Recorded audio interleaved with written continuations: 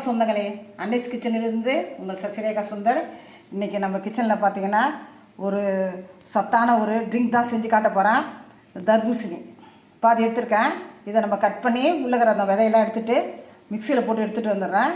அது கூட பார்த்திங்கனாக்கா நம்ம எலுமிச்சம்பழம் சாறு, இந்த சப்ஜா விதை வந்து அரை மணி நேரத்துக்கு முன்னே ஊற வச்சுது. இதுக்கு பார்த்திங்கன்னா நன்னாரி விதைன்னு சொல்கிறாங்க. மளிகைக்கல்ல கேட்டாக்கா இது நன்னாரி விதைன்னு சொல்கிறாங்க. சப்ஜா விதைன்னு சொல்லலாம், இது நன்னாரி விதைன்னு சொல்லலாம். எல்லாத்தையும் மிக்ஸ் பண்ணி ஒரு கூல் ட்ரிங்க் வந்து செஞ்சு காட்ட போகிறோம். தர்பூசணியை நம்ம மிக்சியில் போட்டு அடித்து எடுத்து வந்தாச்சு. இது கூட பார்த்திங்கன்னா லெமன் சாறு, சப்ஜா விதை இதெல்லாம் மிக்ஸ் பண்ணிக்கலாம்.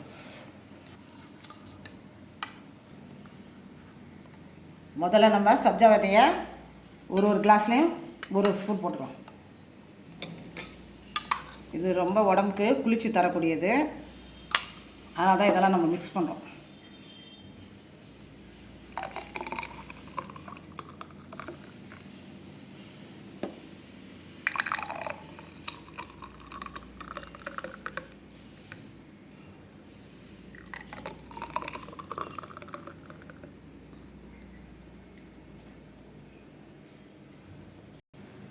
இதுக்கு மேலே பார்த்திங்கன்னா நம்ம லெமனை புழிஞ்சு விட்டுக்கலாம்.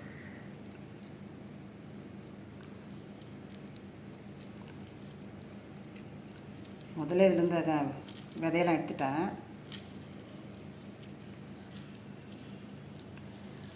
ஒரு கிளாஸுக்கு ஒரு முடி புழிஞ்சு விடணும். ரொம்ப விட்டமின் சி நிறைஞ்சது. பார்த்திங்கனாக்கா லெமன் அவ்வளோ உடம்புக்கு நல்லது. ஒரு கிளாஸுக்கும் ஒரு முடி புழிஞ்சு விட்டுக்கோங்க. சுகர் தேவைப்பட்டால் போட்டுக்கோங்க. வாயில் ஊற்றி பார்த்து சர்க்கரை கொஞ்சம் தேவைப்பட்டால் போட்டுக்கோங்க. இல்லைனாக்கா தர்பூசணி நல்லா சுவையாக இருக்கும்.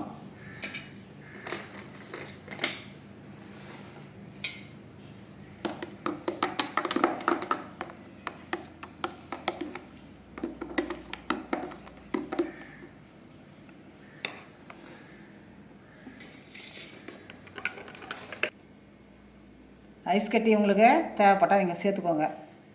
சில பேருக்கு ஒத்துக்காது, கூலிங் அதிகமாகச்சுன்னா சில பேருக்கு ஒத்துக்காது. அதனால் உங்களுக்கு தேவைப்படலைன்னா நீங்கள் சேர்க்க வேணாம். இதை ஃப்ரெஷ்ஷாக நாங்கள் அப்படியே போட்டு உடனே எடுத்து போடுறோம். இதில்